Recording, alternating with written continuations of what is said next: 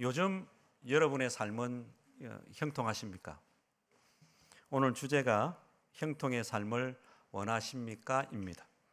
학생 때 좋은 성적을 받고 청년의 때에 연봉이 좋은 직장에 취업을 하고 좋은 배필을 만나서 결혼까지 골인한 다음에 또 귀한 자녀들을 낳고 안정적인 가정생활을 하다가 나중에 나이가 되어서 은퇴를 하고 그때까지도 건강하게 나름대로 의미 있게 삶을 살아간다면 이 정도면 나름대로 형통한 삶이라고 일반적으로 얘기하죠.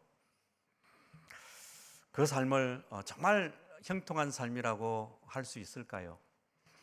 최근에 제가 흥미롭게 읽은 책이 하나 있습니다. 그 책 이름은 오무교회가 온다. 무 생각하시면 안 됩니다. 5가지가 없다 이런 뜻입니다. 이 책에 20대 청년들 종교 비율을 20%라고 적어놓고 있습니다. 개신교, 천주교, 불교, 심지어 이단까지 신천지까지 다 합쳐서 모조리 다 합쳐서 어쨌든 종교를 가지고 있다라는 청년의 비율을 그렇다고 하잖아요. 20%. 그런데 개신교 수치만 보면 아주 낮은 수치입니다. MZ세대의 개신교 비율. 그러면서 이런 현실 속에서 우리 교회들이 어떻게 하면 좋겠는가? 이런 문제 제기를 하는 책입니다.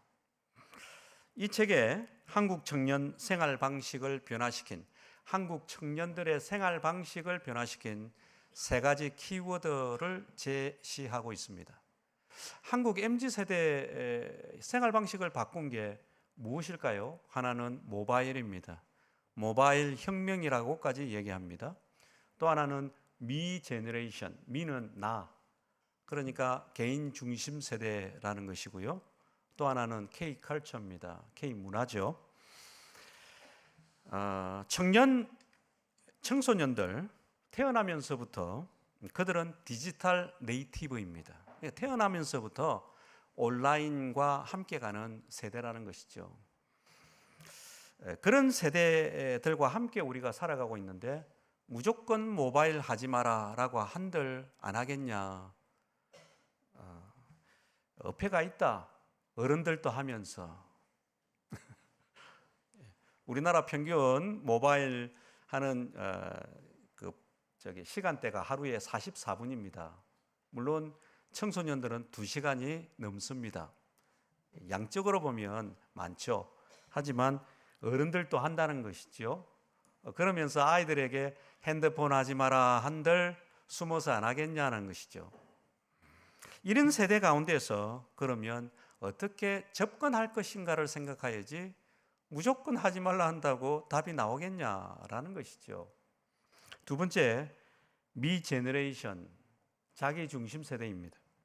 이 책에는 1970년대 이후 출생한 모든 사람을 미 제너레이션에 속한다라고 얘기하고 있습니다. 그렇다면 우리나라 교회에 대부분 상당수의 인원들, 사람들이, 형제 자매님들이 이 안에 속하기 때문에 잘 생각해 봐야 한다는 것이죠. 이분들은 자율성, 자기 표현, 자기 권리, 자기 만족이 우선시 되는 세대입니다. 아무리 공동체가 좋아도 나에게 무슨 의미가 있냐? 나에게 의미가 없으면 안 된다는 것이죠. 그런 세대 가운데서 그러면 진리는 고수하되 어떻게 지혜롭게 그들에게 다가갈 것인가? 매우 신중하고 또 깊이 숙고해 봐야 한다는 것이죠. 세 번째는 K 컬처입니다. 1부 때 딴 얘기 했는데 2부 때는 이 얘기를 좀 추천을 하고 싶어서 다른 얘기를 할까 합니다. 7월 16일 날 킹 오브 킹스 애니메이션이 개봉됩니다. 왕들 중에 왕, 만왕의 왕 누구겠습니까? 예수님입니다. 크리스찬 감독 박성호 감독이 10년 동안 엄청난 기도와 또 이렇게 땀을 흘려서 만든 3D 애니메이션이 바로 킹 오브 킹스입니다. 지금 북미 지역을 휩쓸고 있습니다. 그리고 헐리우드에 유명하다는 그 배우들이 다 이렇게 더빙까지 하고 지금 인기가 폭발적이다, 이런 얘기를 합니다. 찰스 디킨스의 우리 주님의 생애라는 그 원작을 모티브로 해서 만든 영화인데 시네마스포 A+입니다. 그러니까 7월 16일 날 가족끼리 그 이후에 보시면 좋을 것 같고, 주니어 세계로도 다 함께 단체로 본다는 소식이 있습니다. 그러니까 많이 이렇게 응원해 주시기를 바랍니다. 흥미있고 재미가 있을 뿐만 아니라 감동적인 영화라고 합니다. 그만큼 우리 K-컬처, K-문화는 세계를 휩쓸고 있습니다.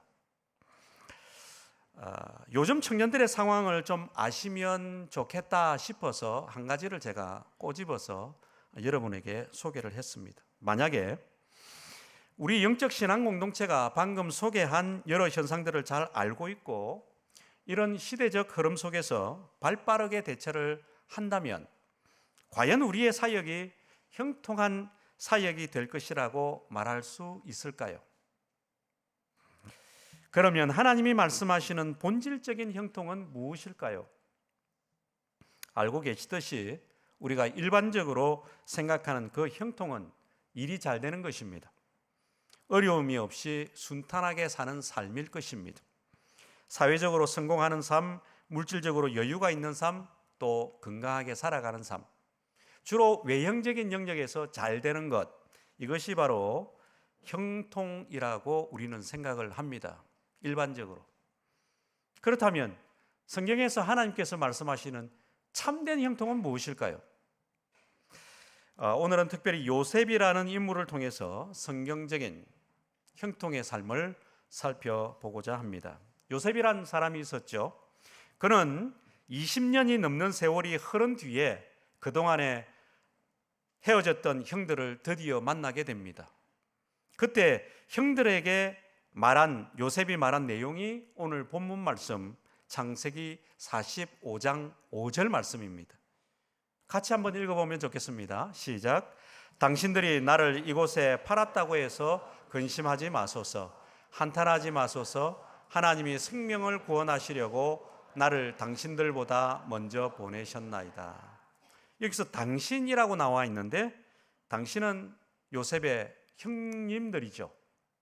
그리고 나는 당연히 요셉이고요.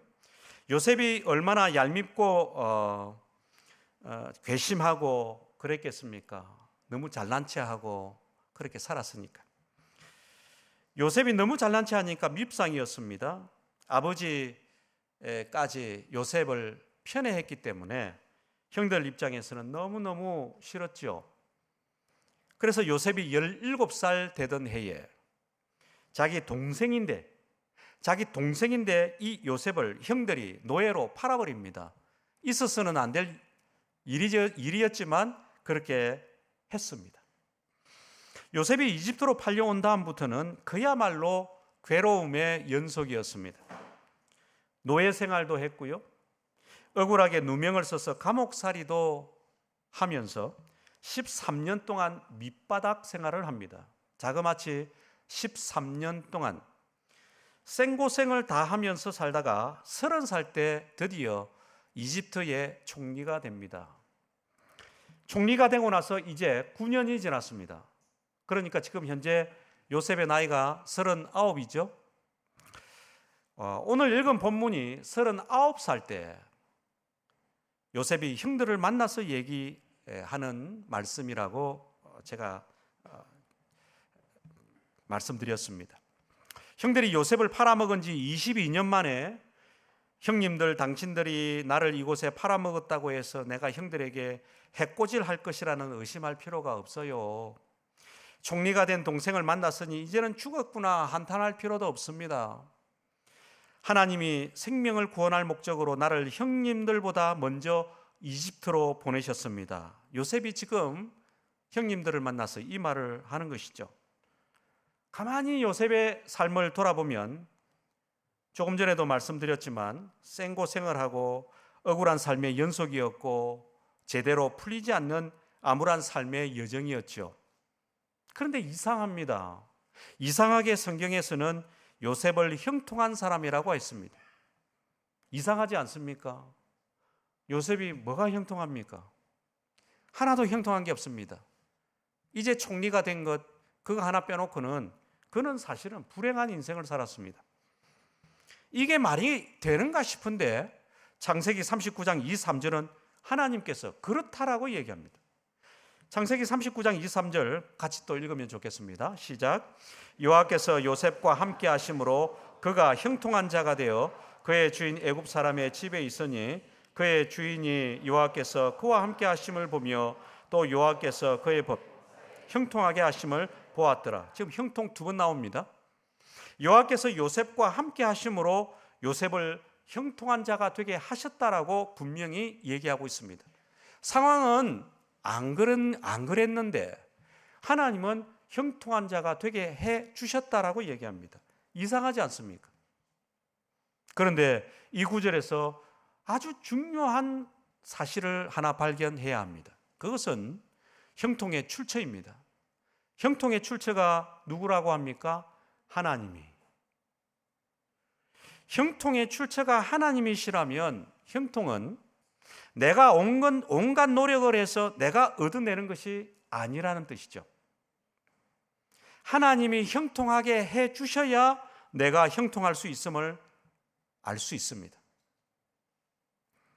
여하튼 요셉이 10수년간 죽을 맛이었는데 그 과정 속에서 형통한 자가 되었다는 게 언뜻 이해가 되지는 않지요. 그렇다면 우리가 일반적으로 생각하는 그 형통과 하나님께서 말씀하시는 그 형통은 분명히 차이가 있다는 것을 발견하셔야 합니다. 일반적으로 생각하는 그 형통과 하나님이 말씀하시는 그 형통은 어떤 차이가 있습니까? 하나님이 말씀하시는 형통, 조금 전에 창세기 39장 2, 3절을 읽었는데 그때 나오는 두 단어, 형통은 히브리어로 찰라흐입니다. 찰라흐는 번성하다, 뚫고 나가다는 뜻이죠. 여기까지만 생각을 하면 그렇지라고 해서 일반적으로 생각하는 그 형통으로 또 나갈 수 있습니다. 우리가 이 번성하다, 뚫고 나가다의 원래 의미를 제대로 알아야만 형통의 의미를 올바로 이해할 수 있습니다. 번성하다의 뜻이 무엇일까요? 번성하다는 내가 나의 목적한 바를 이루다가 아닙니다. 내가 나의 목적을 이루어서 뭐가 잘 되는 것이 번성하다의 의미가 아닙니다. 원의미는 하나님이 나를 통해서 하나님의 목적한 바를 이루어 가시는 그 자체, 그것이 번성입니다. 이것이 바로 형통이라고 하나님께서 말씀하시는 겁니다. 그러니까 일반적으로 우리가 생각하는 그 형통과 하나님이 말씀하시는 그 형통은 엄연히 차이가 있는 것입니다. 예를 들어 예수님을 한번 보면 좋겠습니다.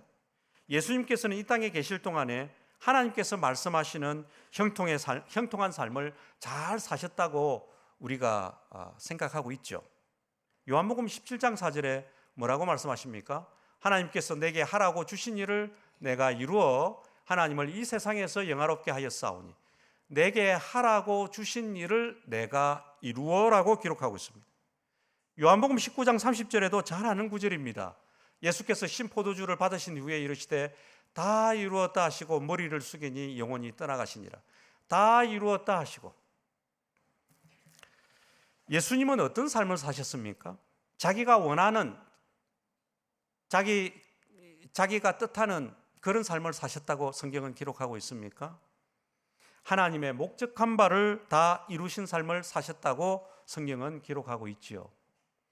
예수님은 하나님의 일에 마음이 집중되셨고 하나님의 일에 삶을 집중하신 분이셨습니다. 그러니까 예수님이야말로 하나님이 목적하신 바를 이루는 형통한 삶을 이루신 분이셨습니다. 이것이 번성의 원래의 의미인 것입니다. 다시 요셉으로 돌아가서 17살 때 요셉의 인생은 불확실했고 암담했습니다. 청소년의 시기죠. 형들에게 버림당했고요, 노예 신세를 벗어나지 못했고요, 팔려간 집 주인의 아내에게 모함을 받아서 감옥까지 가는 상황에 놓였죠. 우리가 일반적으로 생각하는 형통과는 정반대의 모습이었습니다. 일반적으로 보면 말도 안 된다고 할 수 있겠지만, 형통의 본질적인 의미에서 살펴보면 말이 되는 것입니다. 창세기 말씀을 찬찬히 한번 읽어보시길 바랍니다. 요셉이 낙담을 했다는 내용이 있습니까? 요셉이 절망을 했다는 얘기도 없고 낙담을 했다는 내용도 없습니다. 자기를 팔아먹은 형들이었고 자신을 모함한 여주인 때문에 억울한 감옥살이까지 했는데도 비난하고 원망하지 않습니다. 제가 이걸 보면서 내보다 100배 1000배 나은 사람이다. 나는 많이 했는데, 비난 많이 했고 원망 많이 했는데 요셉은 내보다 100배 1000배 나은 사람입니다. 참 놀라웠습니다. 이렇게 해야 당연한 겁니다. 내가 감옥살이 하고, 드라마나 영화 같은 데 있지 않습니까? 감옥살이 하고 탁 나가면 맨 먼저 누구부터 내가 어떻게 손봐주리라, 이를 갈면서 막 계획하고 감옥에서 말이에요. 그렇게 했을 겁니다. 그런데 이런 모습이 보이질 않는 거죠. 억울한데 어떻게 이럴 수 있을까요, 요셉이? 이해가 안 되지만 하나님의 목적이 요셉 자신을 통해서 이루어져 가고 있음을 요셉이 믿었기 때문이 아닐까요?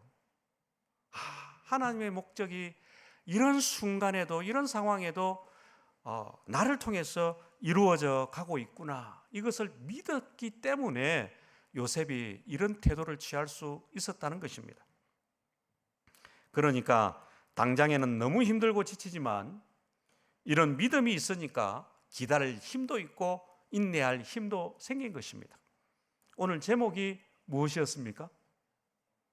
형통의 삶을 원하십니까? 하나님의 목적이 나를 통해 이루어져 가는 것, 이것이 번성이요 하나님이 말씀하시는 형통의 핵심 내용임을 지금까지 제가 나누어 드렸습니다.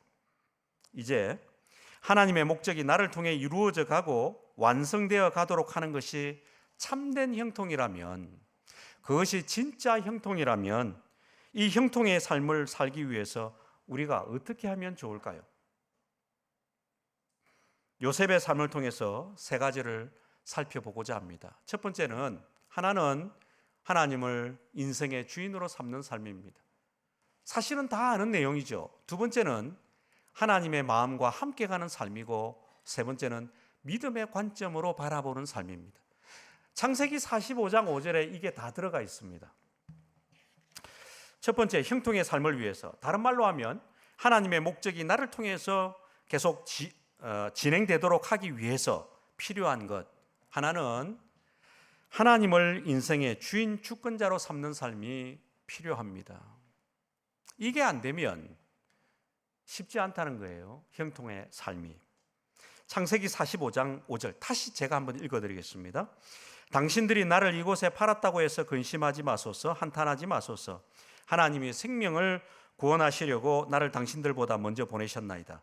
하나님이 보내셨나이다. 22년 전에 분명 형님들이 요셉을 팔아먹었습니다. 액션을 취한 대상은 형님들이었습니다. 그런데 지금 요셉은 하나님이 하셨다고 얘기합니다. 22년 전부터 요셉을 팔아먹은 그 이후부터 자기 권리가 없이 비참한 노예 생활이 시작됐다고 우리는 잘 알고 있습니다. 형님들로부터 인해서 불행이 시작되었습니다. 원망과 비난의 대상이 명확하지 않습니까? 원망과 비난의 대상이 명확하게 형님들입니다. 그런데 모든 것이 하나님이 하신 일이라고 요셉이 고백하고 있죠. 이 고백은 하나님을 인생의 주인으로, 인생의 주권자로 인정하는 말인 것입니다. 저는 지금까지 살면서 저뿐만 아니라 여러분도 마찬가지일 것입니다. 이 땅에 살면서 억울한 일 한번 경험해 보지 못한 사람 어디 있겠습니까? 저도 종종 억울한 일을 당해봤고요, 원망할 만한 일을 직접 경험해 보기도 했었습니다. 주권자이신 하나님이 하신 겁니다. 다른 사람들이 듣기에 좋게끔 말로는 그나마 표현을 여러 번 했던 것 같습니다. 말로는. 그런데 실제로 제 내면 속에서, 중심에서 하나님이 저의 주권자 되심을 인정합니다. 삶으로 인정했던 것은 몇 번이었을까? 물음표가 찍혔습니다. 말이 아니라 삶으로 표현하는 것 그리 쉬운 게 아닙니다. 저를 돌아보니까 그렇더라고요. 특별히 억울하고요, 감정이 복받치는 경우에는 더욱 그랬습니다. 그런데 요셉은 이런 경우에라도 하나님의 주인 되심과 주권자 되심을 인정했지요. 이게 진짜배기 하나님의 주인 되심을 인정하는 모습인 것입니다. 사도 바울도 그랬습니다. 고린도후서 9장 8절에 보면 하나님이 능히 모든 은혜를 너희에게 넘치게 하시나니, 하나님이 하셨다고 기록하고 있습니다.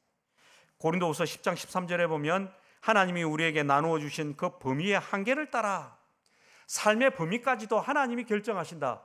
사도 바울이 고백하고 있습니다. 삶의 범위를 우리가 결정하는 게 아닙니다. 하나님이 삶의 범위를 결정하십니다. 빌립보서 4장 19절에 나의 하나님이 모든 쓸 것을 채우시리라. 그 필요도 누가 채워주십니까? 하나님이 채워주십니다. 골로새서 1장 25절에 하나님이 너희를 위하여 내게 주신 직분을 따라, 직분도 마찬가지다.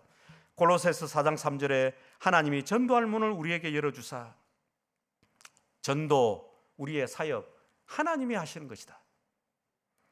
이 모든 영역에서 하나님이 하셨다고 하나님의 주인 되심과 주권자 되심을 인정하는 모습을 사도 바울이 보이고 있는 것이죠. 한 말씀 더 보면 좋겠습니다. 사도 바울이요, 고린도 교회를 표현할 때 어떻게 표현했습니까? 고린도전서 1장 2절 같이 한번 읽으면 좋겠습니다. 고린도전서 1장 2절입니다. 시작. 고린도에 있는 하나님의 교회 곧 그리스도 예수 안에서 거룩하여지고 성도라 부르심을 받은 자들과 또 각처에서 우리의 주 곧 그들과 우리의 주 되신 예수 그리스도의 이름을 부르는 모든 자들에게. 서두에 보면 고린도에 있는 어떤 교회라 했습니까? 하나님의 교회라고 했습니다. 바울이 고린도 교회를 세웠습니다. 그러면 스스로 바울의 교회라고 한 번쯤은 할 수도 있지 않습니까? 그런데 바울의 교회라고 언급하지 않습니다. 왜냐하면 그 소유권이 하나님께 있었기 때문입니다. 이 공동체의 소유권이 누구에게 있습니까? 하나님께 있는 것입니다. 사도행전 20장 28절에서도 하나님이 자기 피로 사신 교회라고 했고요, 골로새서 1장 18절에도 예수 그리스도가 교회의 머리다 그렇게 말씀하고 계시죠. 고린도에 있는 하나님의 교회로 소개했듯이 우리 그리스도인 각 사람의 주인은 누구입니까? 하나님이십니다. 우리 교회 공동체의 주인도 하나님이십니다. 하나님의 목적이 나를 통해서 흘러가게 해서 참된 형통의 삶을 원하신다면, 그렇다면 벌어진 상황과 관계없이 하나님은 내 인생, 우리 삶의 주인으로 삼겠습니다. 이런 고백들이 우리에게 필요한 것입니다. 두 번째로는요, 형통의 삶을 살기 위해서 하나님의 마음과 함께 가는 삶이 필요합니다. 아무리 세상에서 성공이라고 말하는 삶을 살았을지라도 하나님 마음을 따르는 것이 아니라면 그것은 형통이 아닙니다. 창세기 45장 5절에 보면 하나님이 생명을 구원하시려고 라고 기록되어 있습니다. 하나님이 생명을 구원하시려고. 요셉이 발견한 하나님의 마음은 무엇입니까? 이 구절에서 기근으로 다 죽어가는 생명을 살리는 것이었습니다. 하나님이 생명을 구원하시려고. 이왕이면 요셉은 이렇게 고백할 수 있었습니다. 22년 만에 헤어졌던 그 형님들을 만나서 나를 총리가 되게 하시려고 나를 애굽으로 보내셨다. 또는 하나님이 나를 감옥 보낸 사람, 나를 팔아넘긴 형님들에게 원수 갚게 하시려고 여기까지 오게 했다. 충분히 이렇게 요셉이 고백할 수 있었죠. 그런데 놀랍게도 요셉은 예상과 달리 전혀 다른 말을 합니다. 하나님이 나를 통해서 생명을 구원하길 원하셔서 이곳까지 보내셨다. 지금 요셉의 마음에는 뭐가 있습니까? 원수 갚는 것, 그게 있을까요? 요셉은요, 하나님께서 품으신 마음이 어떤 마음이었는지를 정확하게 꿰뚫고 있었습니다. 하나님의 마음에 있는 게 뭘까? 그래서 하나님 품고 계신 그 마음과 함께 따라가기를 요셉이 원했던 것입니다. 그러니까 원수 같은 형님들을 향해서 복수의 칼날을, 전설의 고향 같습니다. 복수의 칼날을 갈면서 복수의 그날만을 기다리면서 살 수도 있었고요.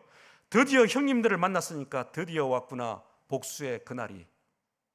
이렇게 얘기할 수도 있었죠. 그런데 요셉은 그런 고백 하나도 하지 않습니다. 하나님의 마음이 어떤지를 알았고 그 마음을 따라 반응하기를 원했기 때문에 그렇게 반응한 것입니다. 놀라운 반응이죠. 하나님의 마음이 그의 중심을 사로잡고 있으니까 과거에 받은 상처가 많고 힘들었을지라도 자기 개인적인 감정과 마음을 내려놓습니다. 그리고 오히려 기근 중에 있던 그 애국 백성들을 어떻게 살릴 것인가, 애국 백성들을 어떻게 하면 살아낼, 이 기근 중에 살려볼 것인가, 자기 아버지 야곱 가족들의 생명을 어떻게 살릴 것인가, 이것이 하나님 마음이었으니까 하나님 마음을 따라서 요셉이 온 힘을 기울이면서 살고자 했던 것이죠. 요셉의 마음에는 하나님의 마음이 있었습니다. 사도행전 13장 22절도 우리가 너무 잘 아는 구절이지 않습니까? 내가 이새의 아들 다윗을 만나니 내 마음에 맞는 사람이라, 내 뜻을 다 이루리라, 내 마음에 맞는 사람이라. 하나님이 다윗을 향해서 표현했는데 이렇게 표현했던 근거는 무엇입니까? 사실은 다윗의 마음속에 하나님의 마음이 품겨져 있으니까, 야, 하나님 보실 때, 다윗을 보실 때, 야, 내 마음에 맞네, 참 내 마음 따라서 이 다윗이 이렇게 살아가고 있구나, 그렇게 했던 것입니다. 하나님의 마음을 중심에 두고 살았기 때문에 하나님 목적을 이루는 형통한 삶을 살았던 다윗을 볼 수 있죠. 그래서 하나님께서 내 뜻을 이 다윗을 통해서 다 이루어야 되겠다. 왜 그럴까요? 하나님의 마음이 있으니까. 하나님의 마음이 없는데 어떻게 이룰까요? 다윗의 마음속에는 하나님의 마음이 심겨져 있으니까, 야, 얘를 통해서 내 뜻을 이루어야 되겠다 하셨던 것이죠. 요한복음 5장 30절에도 나는 나의 뜻대로 하려 하지 않고 나를 보내신 이의 뜻대로 하려 함이라.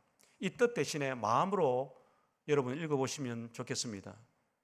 나를 보내신 이의 마음대로 하려 함으로, 마음을 따라 하려 함으로. 예수님의 마음속에도 하나님의 마음이 채워져 있었던 겁니다. 지금 우리의 마음속에는 하나님의 마음이 얼마나 채워져 있습니까? 하나님의 마음이 어떤지 잘 알고 하나님 마음 품고 하나님 마음을 따라 함께 가시는 그런 형통한 분들 되시면 좋겠습니다. 세 번째는 믿음의 관점으로 바라보는 삶입니다. 형통의 삶은 믿음의 관점으로 바라봐야 합니다. 창세기 45장 5절 한 번 더 띄워주시면, 당신들보다 먼저 보내셨나이다. 잘 보시면 보내셨나이다 라고 기록하고 있죠. 요셉이 평범하게 보내진 게 맞습니까? 시편 105편 17절에는 그가 한 사람을 앞서 보내셨으며 요셉이 종으로 뭐라고 기록되어 있습니까? 팔렸도다. 시편 기자는 요셉이 팔린 게 맞다라고 기록하고 있습니다. 팔린 게 맞아요. 그런데 요셉은 뭐라고 고백하고 있습니까? 팔린 게 분명히 맞는데 요셉은 자신을 두고 팔렸다고 하지 않습니다. 하나님이 자신을 형들보다 먼저 보내셨어요 라고 기록하고 있죠. 이게 보통 고백이 아닙니다. 이 보내셨습니다가 믿음의 관점으로 바라보지 않으면 나오지 않을 고백이죠. 세상의 관점에서 보면 형들이 동생을 팔아먹은 일어나서는 안 될 파렴치한 불행한 사건이었습니다. 그런데 믿음의 관점에서 보면 하나님의 계획과 섭리로 바라볼 수 있는 사건이었죠. 요셉은요, 믿음의 관점에서 하나님의 계획과 섭리로 바라보고 있었던 것입니다. 우리는 누구에게 속한 사람들입니까? 요한일서 4장 4절에 보면 자녀들아 너희는 하나님께 속하였고 또 그들을 이겼나니 이는 너희 안에 계시니가 세상에 있는 이보다 크심이라. 너희는 누구에게 속했다고요? 하나님께 속하였고. 우리는 세상에 속한 존재가 아닙니다. 하나님께 속한 존재입니다.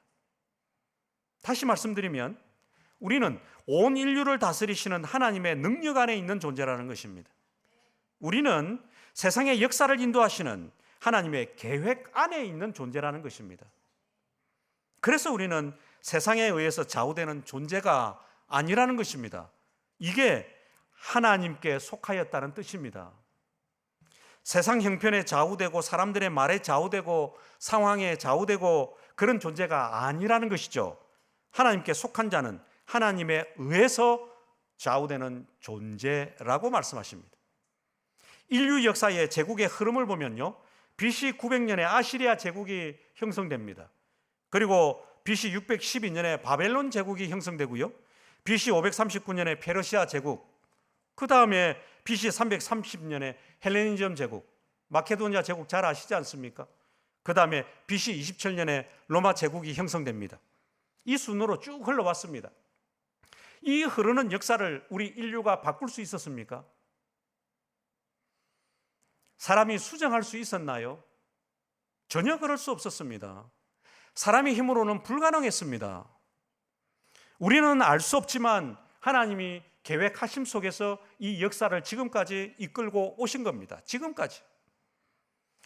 하나님의 계획이요, 하나님의 계획이 거대한 쓰나미처럼 역사를 타고 흘러오고 있는데 어느 한 점에, 어느 한 시점에 놓여 있는 우리가 어떻게 하나님의 거대한 흐름을 손댈 수 있겠습니까? 우리가 바꿀 수 있을까요? 우리 개개인이, 우리 직장이, 우리 가정이 우리가 원치 않는 형편으로 흘러간다 할지라도 대한민국의 상황이 하다못해 내가 원치 않는 상황으로 흘러가더라도 그때라도 하나님은 죽은 하나님으로 계시지 않습니다. 살아계셔서 역사하시는 하나님으로 지금도 우리 중심에 함께 있는 줄 믿습니다. 그렇다면 지금도 살아계셔서 주관하시고 통치하시고 인도하시는 전능하신 그 하나님 신뢰하는 것, 이것이 믿음의 관점으로 바라보는 시선입니다. 요셉처럼 우리의 삶에서도 예상치 못한 어려움과 고난이 충분히 찾아올 수 있습니다. 어느 날 갑자기 실직할 수도 있죠. 질병의 고난에 직면하기도 합니다. 가족 간의 공동체 안에서 겪는 관계의 어려움도 있을 수 있습니다. 어떤 시도를 했는데요, 실패를 경험하는 아픔을 겪을 수 있죠. 원하지 않는 일들이 계속해서 발생할 수도 있습니다. 이게 내 뜻이 아닌, 내 마음에 있는 게 아닌데, 내가 생각하는 거하고 다른데, 이런 것들이 계속해서 경험될 수 있죠. 얼마나 힘들고 괴로울까요? 경험해보지 않은 사람은 잘 모르죠. 그렇게 아픈 사람만이 아픈 걸 아니까. 제 아버님이 치매시잖아요. 저희 어머니께서 5년 동안 옆에서 돌보고 계시는데요, 요즘은 5년간 그렇게 해서 그런지 아이고 마음도 몸도 힘에 부친다, 요양원에 보내드릴까요? 그거는 안 된다. 저희 부부가 종종 살펴보기는 하지만 80이 넘은 노인이 매일 돌봐야 하는 상황이니까 얼마나 힘드실까 늘 안타깝습니다. 대소변도 잘 못 가리니까. 경험해 보신 분들은 아시겠지만 생각보다 신경 써야 할 게 많습니다. 그냥 가만히 누워 계시면 어떨까 싶은데 또 그렇지도 않으니까. 그런데 이런 일이 왜 나에게 났나 고민해 보면 뾰족한 답이 있을까요? 저는 여전히 명확한 답을 찾지 못했습니다. 왜 나에게 이런 일이? 아직도 답은 저한테 없습니다. 다만 하나님께서 저에게 바라시는 것은 이런 문제들 앞에서도 하나님의 계획과 섭리를 믿고 가는 것이었습니다.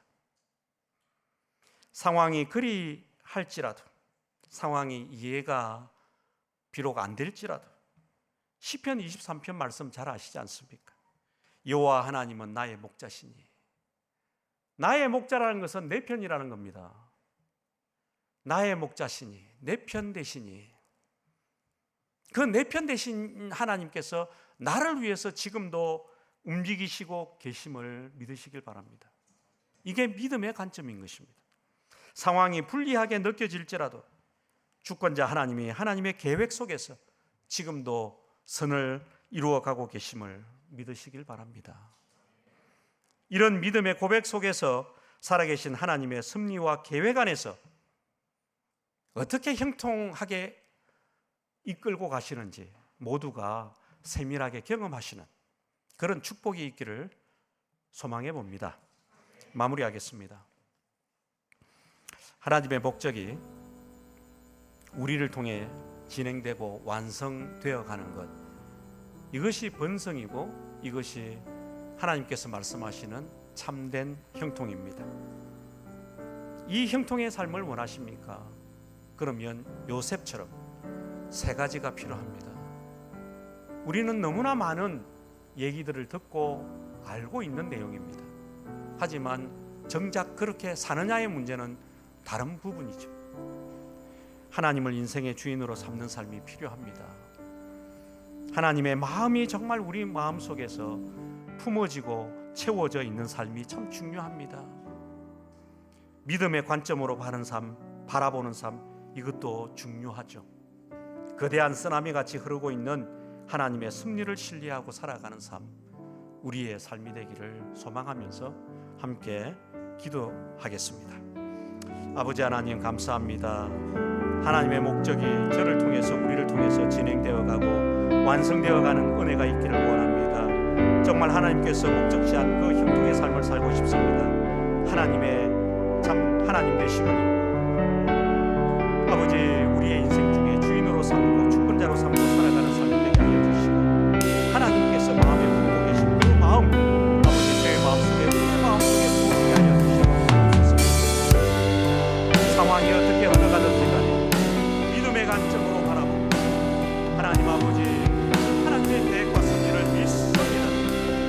내 편 되신 하나님께서 부족함이 없게 인도하실 줄 믿습니다. 고백하며 살기를 원합니다.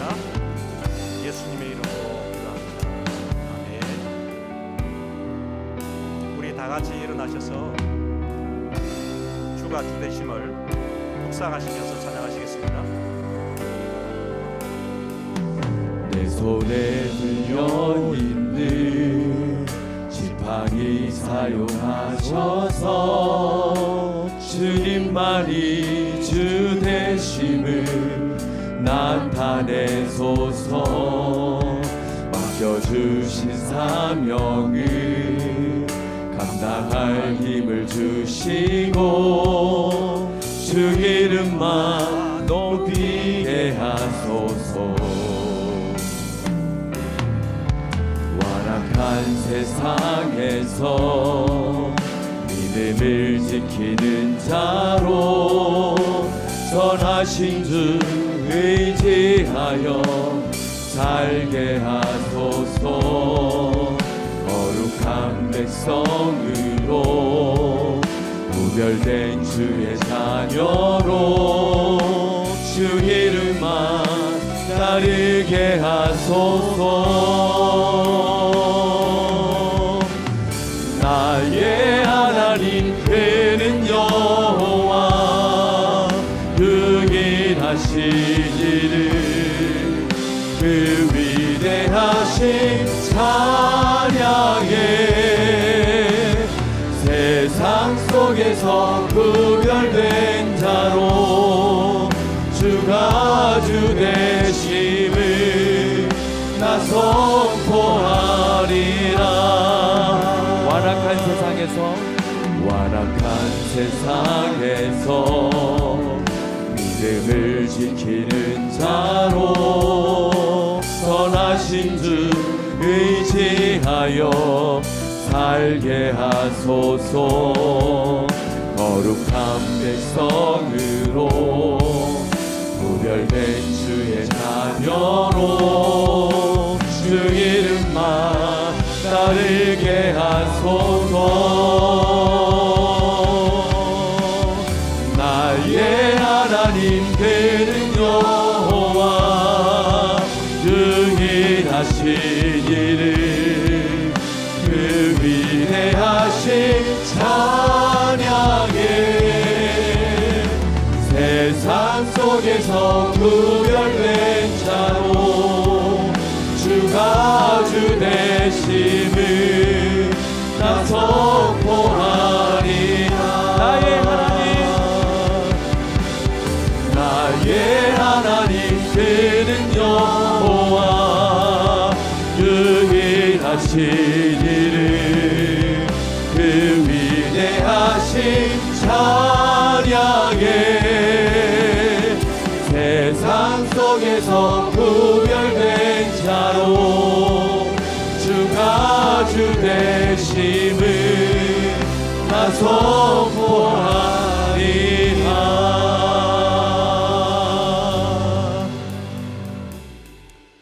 아버지 하나님 감사합니다. 오늘 하나님께서 선포하신 메시지 말씀, 그 말씀이 우리의 심령에 깊이 새겨지게 하시고 그 말씀을 따라 삶으로 참된 형통을 경험하는 저희들 되게 하옵소서. 하나님 아버지 귀한 예물을 드렸습니다.